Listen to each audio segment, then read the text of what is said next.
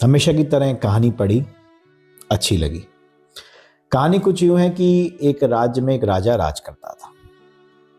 उसी राज्य में एक बहुत ही बुद्धिमान मंत्री भी रहता था। तो एक दिन सुबह सुबह की बात है, राजा साहब सुबह उठकर अपनी बालकनी में बैठे हुए थे और सामने से ठंडी ठंडी हवा चल रही थी और राजा साहब अपनी दाढ़ी खुजा रहे थे। यकायक ही वो चिल्लाए और सेवक को बुलाया। सेवक से कहा कि जाओ उसे बुला कर लाओ। अब सेवक बड़ा परेशान कि किसे बुला कर लाओ। अब उसमें इतनी हिम्मत तो थी नहीं कि वो राजा से ये पूछता कि राजा साहब किसे बुलाना है। राजा तो राजा होता है, क्या पता क्या करता। तो सेवक बेचारा बाहर निकल गया। अब उसे कुछ समझ नहीं आ रहा कि वो क्या करे। 2-3 लोगों से उसने पूछा पर किसी के पास कोई जवाब था नहीं।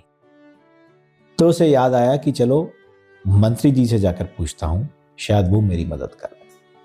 तो सेवक जो था वो मंत्री के घर पहुंचा। मंत्री जी भी बैठे हुए थे। मंत्री से बोला कि साहब, राजा साहब ने ऐसा ऐसा कहा है कि इसे बुला लाओ। अब किसे बुला लाओ? तो मंत्री थोड़ा मुस्कुराया और बोला कि तुम घबराओ मत, पहले विस्तार से बताओ कि जब राजा साहब ने ये हुक्म दिया तुमको तब वो कर क्या रहे थे। तो सेवक ने सोचा और थोड़ी देर सोचकर बोला कि साहब वो अपनी बालकनी में बैठकर दाढ़ी खुजा रहे थे। मंत्री मुस्कुराया। मंत्री ने कहा कि तुम एक काम करो, जो शाही नाई है उसको बुला लाओ। राजा साहब ने उसको बुलाया। खैर, जब सेवक नाई को लेकर पहुंचा तो राजा बड़ा खुश हुआ कि मैंने तो कहा ही नहीं था कि किसको बुला लाओ, तुम नाई को कैसे बुला लाए।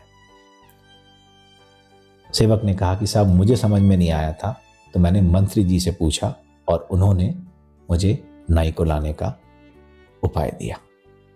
राजा बहुत खुश हुआ, मंत्री को बुलाया, पुरस्कार दिया, सेवक को भी पुरस्कार दिया।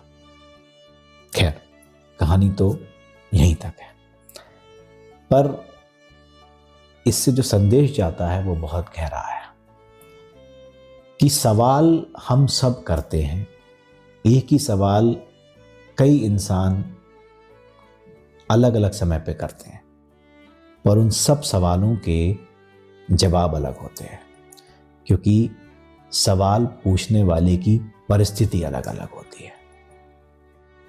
तो सवाल का जवाब ढूंढने के लिए बहुत ज़रूरी है कि सवाल जिस परिस्थिति में किया गया है उसको समझा जाए, नहीं तो सही जवाब नहीं मिलेगा।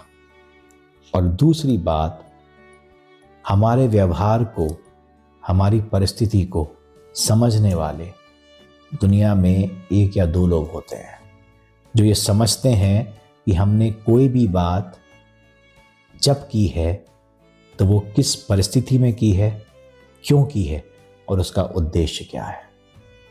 तो अगर आपके जीवन में ऐसे 1-2 लोग हैं जो आपकी हर बात का मतलब बिना कहे समझ जाते हैं, संभाल के रखिएगा उनको। आसानी से ऐसे लोग मिलते नहीं हैं। बहुत बहुत धन्यवाद मुझे सुनने के लिए। नमस्कार, जय।